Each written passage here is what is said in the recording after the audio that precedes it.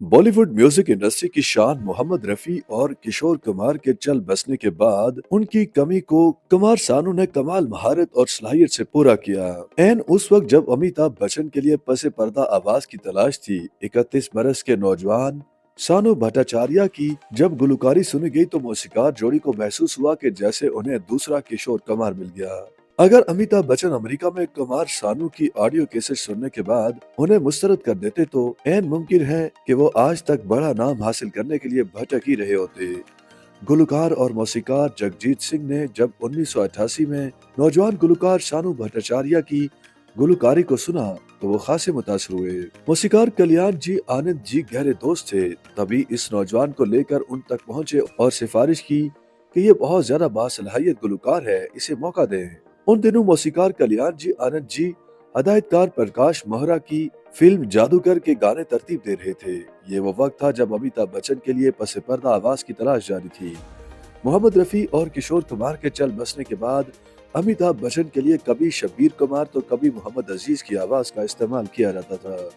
अब कल्याण जी आनंद जी के लिए ये मुश्किल थी। ये दोनों गुलकार जादूगर के लिए तारीखें नहीं दे पा रहे थे। 31 बरस के नौजवान सानू भट्टाचार्य की जब गुलकारी सुनी गई तो मौसीकार जोड़ी को महसूस हुआ कि जैसे उन्हें दूसरा किशोर कुमार मिल गया हो।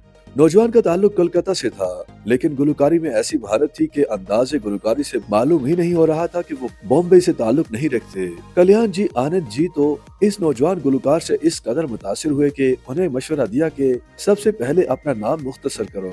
नौजवान गुलकार चूंकि किशोर कुमार के आशिक थे, इसलिए उनके नाम के आगाज में कुमार का इजाफा किया, जो मिलकर कुमार सानू बना। प्रकाश मोहरा को बताया गया कि एक ऐसी आवाज है जो किशोर कुमार की कमी दूर कर देगी। लेकिन यहाँ सबसे पहला सवाल ये था कि क्या अमिताभ बच्चन अपने लिए इस आवाज को कबूल करेंगे। फैसला हुआ कि कुमार सानू से एक गीत रिकॉर्ड करा के अमिताभ बच्चन को सुनाया जाए। मुंबई में कल्याण जी आनंद जी इंतजार में थे कि देखते हैं कि अमिताभ बच्चन क्या फैसला करते हैं। एक रोज अमिताभ बच्चन का अमेरिका से फोन आया, जिन्होंने वक्त जाय किए बगैर दरियाफ्त किया, ये गाना किसने गाया है। अमिताभ बच्चन ने पुरजोश आवाज में कहा, अब जादूगर के सारे गाने यही नौजवान गाएगा। कुमार सानू को खुशखबरी सुनाई गई कि उनकी आवाज में फिल्म के तीनों गीत रिकॉर्ड किए जाएंगे। कल्याण जी ने तभी कुमार सानू पर यह इंकशाफ किया कि उनकी आवाज अमिताभ बच्चन के लिए इस्तेमाल हो रही है। कुमार सानू ने इस कदर दिल की गहराइयों से गीत गाया कि रिकॉर्डिंग स्टूडियो में उस वक्त मौजूद अमिताभ बच्चन भी उनकी तारीफ किए बगैर न रह सके। लेकिन इत्तेफाक ये रहा कि 1 दिसंबर 1989 को जादूगर सिनेमा घरों में सजी तो कामयाबी उससे रूठी रही, लेकिन कुमार सानू के गाए गए गीत सबके कानों में रस घोलने लगे।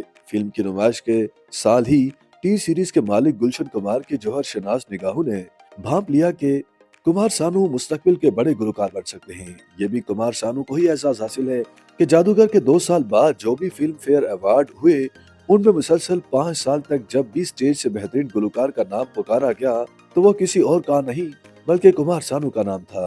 कुमार सानू ने हर मौसीकार और अदाकार के लिए नगमा सराई की और भारत की हर जुबान में गुलकारी भी की। शोहरत और मकबूलियत का वो बुलंद मुकाम पाया जिसका सिर्फ ख्वाब ही देखा जा सकता है।